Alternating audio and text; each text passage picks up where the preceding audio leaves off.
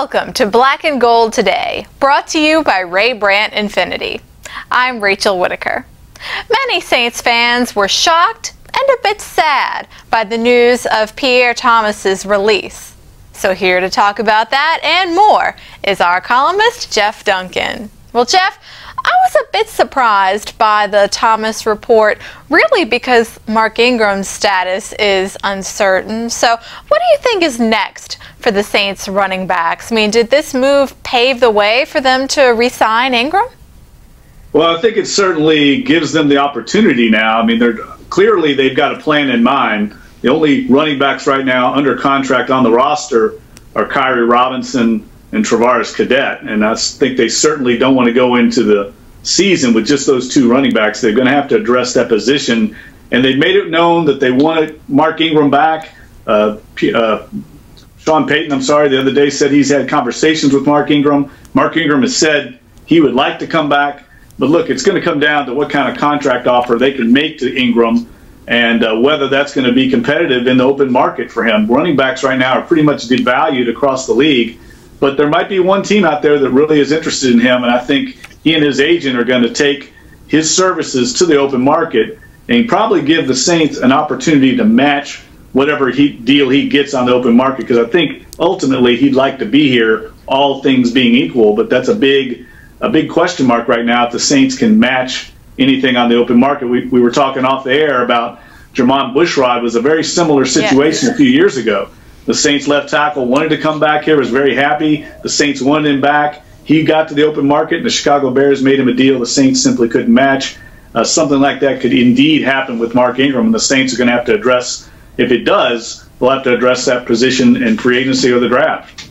Right. Well, the 30-year-old Pierre Thomas leaves the Saints. He was fourth all-time in rushing, actually, and we'll be right back, Jeff, to talk more about the Saints' moves. Designing luxury with children in mind could be a little excessive, but we found the perfect balance with the Infinity QX60, featuring effortless third-row access.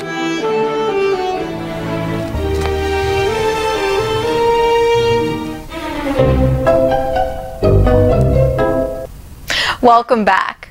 Well, Jeff, on Wednesday, you described Pierre Thomas as the anti-Reggie Bush, which I completely agree with. And Thomas led the NFL actually 2 years ago in receptions by a running back with 77. So, real quick, what do you think could be next for Thomas at age 30? Well, I think the market's going to be pretty limited for him. He's a role player.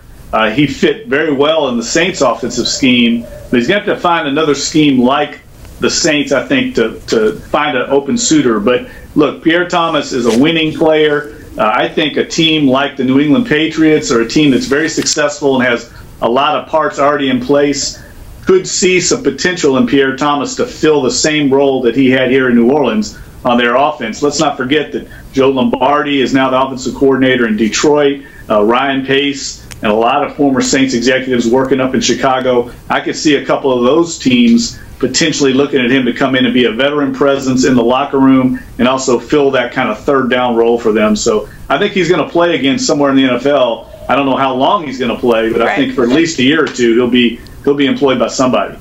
Right. He tweeted on Wednesday that he doesn't plan to retire necessarily, but like you said, the market could be limited for him. And New Orleans will always remember Thomas scoring the very first touchdown in Saints Super Bowl history, and there may not be anyone better at the screen pass. Jeff, thanks so much. My pleasure, Rachel. Take care. And join us on Friday when Vinny Iyer of the Sporting News wraps up the week. Thanks for watching.